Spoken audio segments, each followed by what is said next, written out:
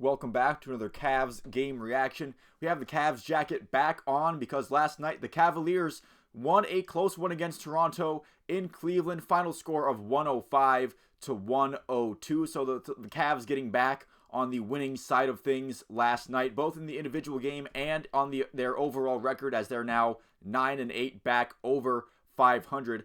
There was some question of whether or not Darius Garland would play in the game last night, as he left early against the Lakers the night before. And not only did Garland play, he was pretty fantastic. Had a game high 24 points, was also very good shooting the ball, went 10 for 16 from the field, including 3 for 6 from beyond the arc. A really good night for Darius Garland when he definitely needed to be, for reasons we'll get into later in the video. Evan Mobley back on the double-double train, 12 points, 14 rebounds. Offense still isn't clicking as consistently as I know a lot of us would like it to be. I know, especially with the Raptors coming into town last night, he's always going to be attached to the hip of Scotty Barnes for some fans just because of that Rookie of the Year race. I've never really particularly cared about comparing Scotty Barnes to Evan Mobley, game by game, minute by minute, in regards to how Evan Mobley's doing. I just think that Evan's always going to be a bit muted when you have Donovan Mitchell and Darius Garland both with the ball, and you also have guys like Karis LeVert coming in off the bench.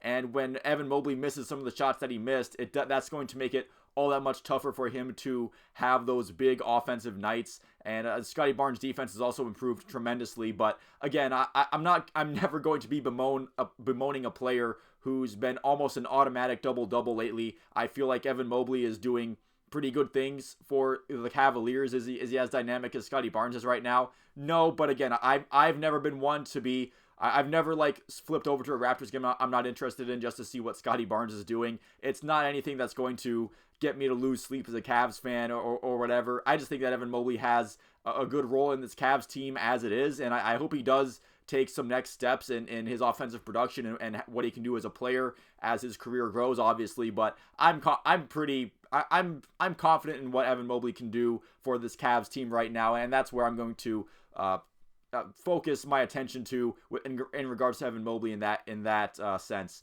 But another double-double player last night was Max Strus, as he helped fuel a Cavs comeback in the third quarter. He had 20 third quarter points. That was all of his points. He was over until the second half began, but once that third quarter hit, he was on fire from beyond the arc in the third.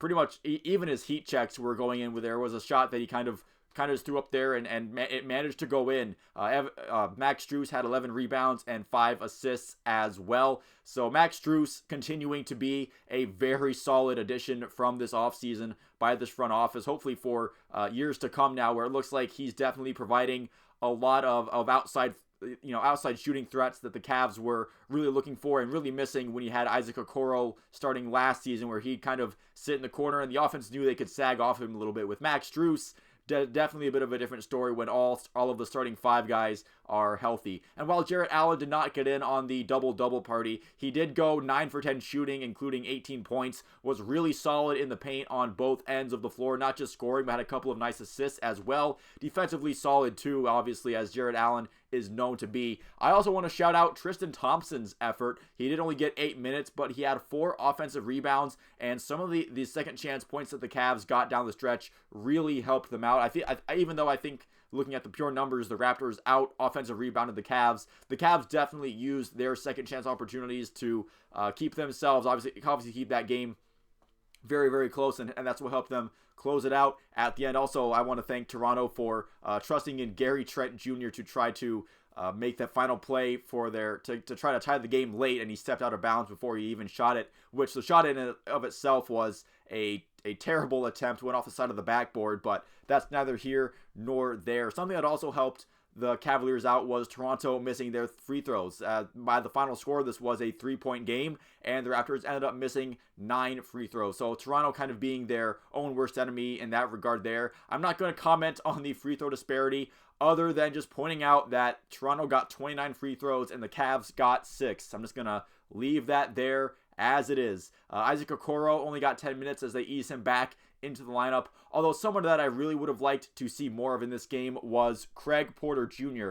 I'm not sure why he didn't play in this one. I know there's a game limit on his two-way contract, but in my opinion, the way he's been playing lately, I don't think he deserves to be sitting on the bench. I think if it's a contract issue, just either worry about his game limit later or just give him a full contract and let him play unrestricted, because I think, I don't think his stretch of play lately has been a fluke. I believe that because of the mentality that he's shown when he's out on the court. He's not afraid to attack anyone at the basket. We saw that against Philly when he drove right at Joel Embiid in overtime for a layup. I mean, he's stepped into the lineup and he's been fearless, and he's been scoring in ways that somebody can continue to score for the course of an entire season. It's not just an unsustainable outside shooting stretch or anything like that. He's definitely working within the offense and creating opportunities both for himself and for others. He's had games where he's put up a good number of assists as well. And with Craig Porter Jr., we've seen how he plays when he's given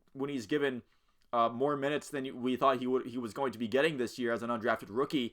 And I think this Cavs team could definitely use his services on a night in, night out basis off of the bench. When Darius, Garland, or Mitchell need to come out of the game, or if one of them's hurt and can't go for a night, I think Craig Porter Jr. can step into that lineup and maybe not necessarily completely replicate what they do, but I feel like he could step into their shoes and do a pretty decent job of filling in. I mean, at this point, Ty Jerome can essentially be the mop-up duty guard at this point, and I'm loving what I'm seeing from the undrafted rookie out of Wichita State right now, who definitely impressed during Summer League play, but even I didn't think that Craig Porter Jr. would have this big of an impact this early into his NBA career on the Cavs roster. Speaking of Donovan Mitchell, as I mentioned earlier, this was his second consecutive bad shooting night, went 4 for 17, including 0 for 5 from beyond the arc last night. Barely scratched double digits with 10 points. He did have 4 assists and 5 rebounds, but just another bad game for him on the shooting floor. I'm not panicking about this. I know a player like Donovan Mitchell is going to shoot through a slump. He's not going to lose confidence. It's kind of like that. I'd rather go 0 for 30 than 0 for 9 meme thing, but I guess executed in real life. But I feel like it also should be noted that he is definitely playing through injury, which I do admire the effort, but I feel like if the injury is this bad and it's going to affect his game in this negative of a way, I might rather he just kind of focus on getting back to 100% where he can knock down some more shots and he can get back into more of a rhythm than he's been in the past couple of games. The Cavs showed that they can get wins with that performance from Mitchell, where they obviously got a win in this one, but this team wants to do well in the playoffs with Donovan Mitchell on the roster, and that's not going to happen if Mitchell is shooting like that. Again, I know it's injury, and I know it's not necessarily going to be a full year thing, but it's just not the kind of games that you want to see from Donovan Mitchell. But I am confident that he will find his rhythm again at some point this season, again, especially once his health does improve. And that's going to do it for this video. Thanks so much for watching. If you did make it this far into it, leave a like and subscribe if you enjoyed it and you'd like to see more like it. You can let me know in the comments what you thought about this game and how the Cavs might fare in the near or distant future down in the comments below. Once again, thank you for watching. If you did make it this far, have a good day, and I'll see you at the next one.